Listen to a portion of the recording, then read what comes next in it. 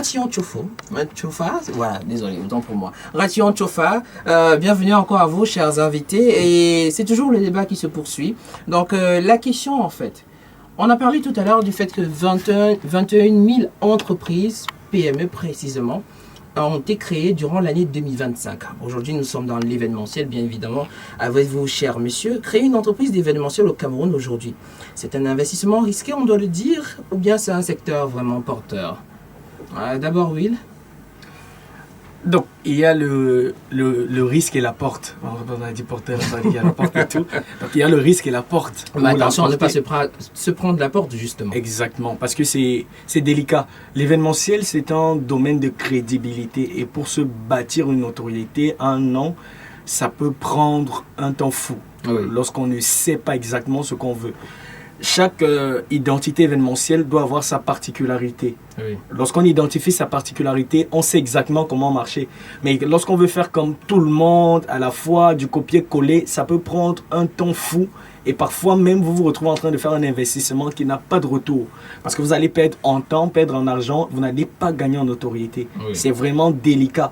Mais c'est un secteur très rentable, vraiment. Lorsqu'on met sur pied un personal branding stable, on se bâtit une notoriété, une identité et une particularité. Je crois vraiment qu'on peut s'en sortir parce que à mon petit niveau, je ne sais pas si je dois le dire à la radio comme ça, oui, le cachet pour animer un mariage par exemple, c'est pas du n'importe quoi. On peut avoir une fourchette, sensiblement juste une petite non, fourchette. Je vais vous donner la cuillère carrément. Donc là, on est pratiquement à 250 000 par événement. Rassurez-vous, on peut faire les 4 samedis. Mais quand on arrive à 250 000 par événement, on sait très bien que derrière, il y a forcément le vêtement qui arrive, votre transport, on va dire tout ce qu'il y a comme frais à côté. Mais c'est hors frais? Oui. Ah, ok. En fait, lorsqu'on te donne le montant fixé, et tu déduis les frais, tu fais ce que tu veux avec. Ça ne concerne plus personne et tout. La garde-robe, elle est vraiment chargée. Lorsqu'on parle de personal branding, il faut mettre ça en compte. Mais je veux dire par là que lorsque vous recevez par exemple l'enveloppe, hors frais, après déduction des différents frais obligatoires, comment vous arrivez? Donc, c'est-à-dire qu'il reste combien sensiblement à la fin? Non, en fait, lorsqu'on donne le montant, c'est toute taxe comprise. D'accord. Ça veut dire que si vous devez vous vêtir, si vous devez prendre l'avion et tout, mais maintenant, il y a des... en fait combien à la fin? Il y a des déplacements. C'est un investissement. Ça veut dire que, on peut dire cette période de janvier à mars, on est avec le bénéfice des cachets, on ajoute l'événement dans la garde-robe. Oui. Ça veut dire qu'à partir de juin, juillet, il n'y a plus rien à acheter du tout. Oh. Donc l'argent là va ailleurs pour faire quelque chose de précis. Donc c'est pas un truc où à chaque fois que l'argent entre, il faut que ça sorte. Non. Vraiment, c'est une discipline. Lorsque vous êtes discipliné comme ça, on gagne 250 000 tel événement. Dans la ville, ça veut dire que c'est Yaoundé Douala. Mais lorsqu'il faut aller à l'ouest, à Baham, à Fumban et tout, il faut gérer le transport et le logement, c'est pas mes frais. Bon, j'imagine que même après tout, il faut toujours un peu épargner. Et quel meilleur son que celui de l'argent, on le dit tous les jours ici sur Connexion. Et merci à Caresse Fotso et sa belle mélodie. Mais ça, j'aimerais un peu qu'on se détende encore un peu plus, chers invités. Donc, c'est notre instant jeu intitulé Business ou Plaisir. Donc, on va vous donner 2 choix. Vous donnez la réponse qui vous convient instantanément. Je dis bien instantanément, ne réfléchis pas. Mais ce sera juste après la transition, chère technique. Business ou plaisir, c'est l'instant jeu sur Connexion 103.9 des FM Radio. Donc, cher monsieur, voici la première question. Vous choisissez, vous préférez la logistique ou le champagne? Donc, la fête ou le travail? Instantanément, réponds instantanément. Logistique, la fête. Donc, pour toi, c'est le champagne. Et pour vous, c'est la logistique. Donc, on sent vraiment les gens qui travaillent. Bon, vous, je sais que c'est plaisir et ils travaillent en même temps. Pour moi, c'est la fête et puis ça rapporte. Hein. Vous, c'est le plaisir après ou bien c'est uniquement... C'est d'abord le travail parce que dans l'événementiel, il faudrait... Nous, en tant qu'agence de com, nous sommes derrière. Non, je vois, c'est 2 profils complètement opposés. Lui qui est constamment avec les stars et vous qui faites les stars, on va dire comme ça.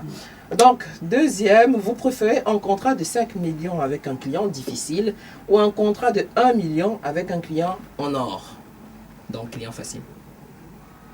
Moi, je prends les 5 millions avec un client difficile. Et vous? Le premier. Le deuxième, autant pour moi. 1 million avec un client facile.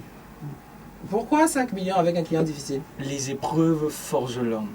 Oh. Forcément, s'il croit qu'il est difficile, peut-être moi, je suis plus difficile que lui. Donc forcément, on va... Je vais écrire ça dans mon livre d'or, chers auditeurs. Les épreuves forgent l'homme. C'est ça, ouais, exactement. Ça vaut 5 millions tout de même. Ça vaut 5 millions. On prend les 5 millions. Forcément, si le client a une idée exacte de ce qu'il veut, oui, la rigueur va venir dans ça, c'est automatique. Oui. Et maintenant, on va se débrouiller à satisfaire le client parce que mettre 5 millions en jeu, il faut vraiment être regardant. C'est pas une blague du tout. Donc, on se rassure de satisfaire le client. Troisième question, vous préférez un événement sold out mais sans sponsor ou bien une salle à moitié vide mais couverte avec plusieurs partenaires? Le premier. Donc un événement sold out avec moins de sponsors. Pourquoi? Parce que c'est un événement qui pourra se revendre après. C'est-à-dire que parce que la salle a été pleine. Ah, vous faites dans la projection en fait. Exactement. Mais après, on se dirait que c'est pas parce que forcément un événement a fait sold out, tous les tickets sont vendus, que forcément c'est une réussite, n'est-ce pas? Ça dépend. C'est-à-dire que ce qu'il faut comprendre, ce ne sont pas les sponsors qui font l'événement. Oui. Un événement, il est financé à près de 50% en fonds propres. C'est-à-dire que ce n'est pas le sponsor qui vient financer un événement. Si un sponsor vient financer votre événement, vous avez un problème. Oh. Parce que si lui n'est pas là, ça veut dire que l'événement ne se passe pas. Donc c'est pour vous aussi la première proposition? Je suis d'accord. On s'en avoir les gens qui aiment leur dire comme ça. Quatrième proposition, vous préférez qu'il y ait à votre événement panne de micro en plein discours du ministre ou bien coupure d'électricité au moment du cocktail? Panne de micro pendant que le ministre parle ou bien coupure d'électricité durant le cocktail? Non, c'est mieux qu'on coupe l'électricité pendant le cocktail. Mais pourquoi? Ça dépend, hein, c'est en journée ou c'est en soirée. L'événement, disons que c'est en soirée. La plupart des grands événements aujourd'hui se font en soirée, n'est-ce pas? Disons comme ça. C'est chaud, hein? C'est chaud. C'est chaud. Moi, je peux dire qu'il n'y a qu'un choix à faire parce que les coupures de lumière, nous sommes déjà habitués. Oui. Donc, même le pape, tout à l'heure, il avait son powerbank. Effectivement. D'ailleurs, vous nous rappelez que le pape a célébré une messe dans les tours de 11h, 13h, du côté du stade Japoma, et qui a fait littéralement, on va dire quoi, stade plein. Parking plein, parking comble. Route comble, voilà. Mais je sens déjà les challenges, défier le pape Ikanguka qui a réussi, qui a rempli Japoma ou pas. Je vous laisse la discussion. Voilà, je vous laisse la discussion. Tout ça, c'est le pape. Donc, cinquième, pour votre anniversaire, vous gérez tout ou vous déléguez tout à un concurrent? Votre anniversaire, c'est un événement comme un autre.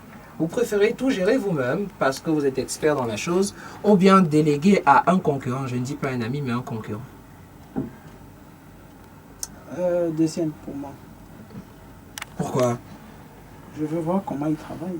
Je veux voir quels sont... Oui, je veux voir comment ils se déploient. On pourrait taxer ça quand même de concurrence déloyale, j'ai envie de dire, parce que forcément, vu que votre anniversaire est un événement, vous allez reporter ou reposter sur les réseaux. Et si c'est que votre concurrent a fait un flop? Là, c'est la raison pour laquelle je dis je lui confie le projet. Parce que donc, mieux tuer ses concurrents dans l'œuf? C'est le marché. Et vous-même alors, Max?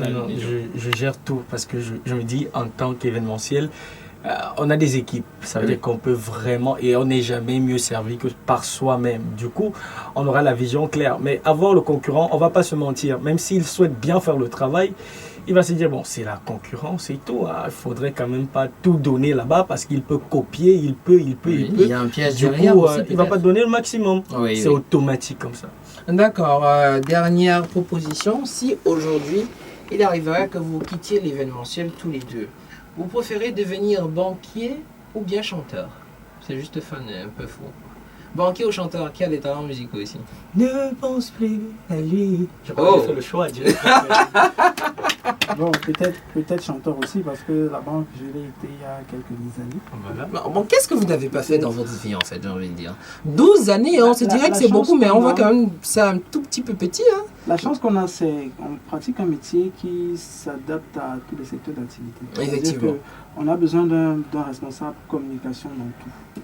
Mais j'ai envie de dire aussi que ça pourrait être un piège, hein, parce que beaucoup d'entreprises aujourd'hui, dans le monde par exemple de la culture, on veut qu'un chargé de communication soit aussi le social media, content creator, le graphiste. Donc c'est un petit peu piège, j'ai envie de dire comme ça. Je dis, le problème, c'est pas forcément les entreprises. Le problème, c'est les chercheurs d'emploi. C'est-à-dire que tu ne peux pas arriver quelque part, on te demande de tout faire et tu fais tout. Honnêtement. Donc, si tu te fais respecter en te disant, voilà ce que toi tu sais faire et tu ne sais pas faire ça parce que ce n'est pas ton boulot, je crois qu'à un moment donné, les entreprises vont comprendre. Vous voyez, nous sommes dans un secteur où, pas un secteur, nous sommes dans un pays où on a un recruteur, lui, il paye le prix d'un pour 10 000 choses à faire en même temps. Donc ça, c'est un problème. Le chercheur d'emploi n'est pas quelqu'un qui est, comment dire ça, multitâche. Oui, en dehors même du fait d'être multitâche, n'est pas, le thème, ça m'échappe un peu, je dirais pas. Il vient chercher en fait le gain et donc il s'en fout du travail que vous allez lui proposer? Non. Le patron aujourd'hui, c'est quelqu'un qui voudrait que son travail soit fait. C'est-à-dire, s'il peut avoir 3 ou 4 personnes qui peuvent le faire, lui, s'il trouve une personne qui fait les 4, il est tranquille.